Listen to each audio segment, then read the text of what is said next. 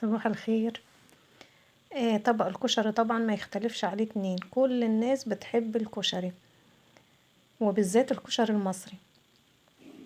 في كشري تاني غير الكشري المصري، في كشري اللي هو الرز والعدس الاصفر، بس اغلب الناس بتعمل الكشري المصري. يلا بينا نشوف هنعمل الكشري ازاي. المكونات الرئيسية معانا حمص شام، ومعانا مكرونة نوعين، ومعانا عدس بجبة هنسلقه نص سلقة او ننقعه ساعتين عشان هنعمله في حلة واحدة مع الرز. معانا رز مصري، ومعانا توم، ومعانا طماطم للصلصة، ومعانا شعرية، ومعانا بصل للتحمير. معايا طاسة فيها زيت كتير عشان الزيت ده هنحتاجه بعد كده مش هنرميه.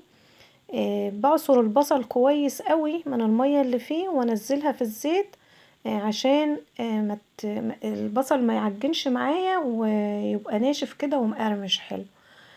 هضيف عليه ملح وفلفل اسمر واقلبه لحد ما ياخد لون. وطبعا هنا البصل ابتدى ياخد لون ذهبي فاتح كده. هشيله من الزيت عشان ما يغمقش وطعمه يبقى ممرر معايا، وعشان هاخد الزيت بقى نعمل بيه باقي الكشري. وعلى عين تاني حطيت المية تغلي عشان احط المكرونة تتسلق، واحط لها شوية ملح واقلبها واسيبها تستوي براحتها. والعين التانية احط عليها حلة برضه احط الحمص يتسلق. تلاقي نفسنا خلصنا بسرعة والحاجة ما خدتش معانا وقت. هنبدأ بقى نعمل الرز بالشعرية. هجيب زيت من اللي احنا عملنا فيه البصلة، احط شوية وبعدين انزل بالشعرية لحد ما تتحمر واضيف عليها الرز.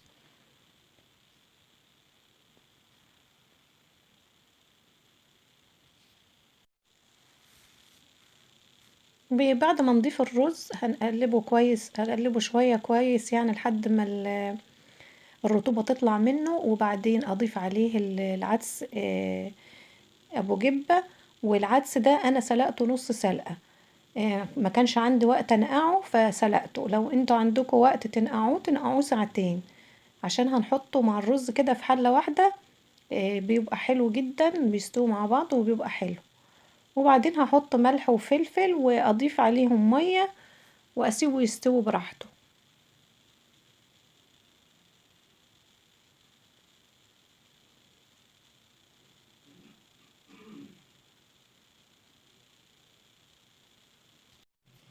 بعد ما سلقنا المكرونة صفيناها كويس وشطفناها. هضيف عليها شوية زيت برضو من اللي عملنا فيها البصلة بتديها طعم حلو، واقلبها شوية على النار وهركنها على جنب ونكمل. اخر شوية زيت معانا وفيهم بواقي البصل بنزل بشوية التوم عليهم واقلبهم كويس واحط لهم شوية ملح واسيبهم لحد ما يصفروا.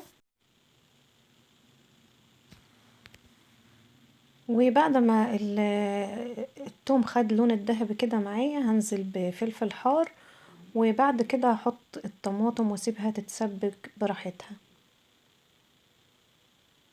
وفي حلة تاني على النار كانت فيها مية بتغلي هحط الحمص يستوي، وهحط معاه شوية صلصة طماطم، واحط ملح، واحط فلفل، واحط حبة توم، نص معلقة توم مهروسة وشوية فلفل، واقلبهم واسيبهم يستووا براحتهم. اخر حاجة معانا هنعمل الدقة.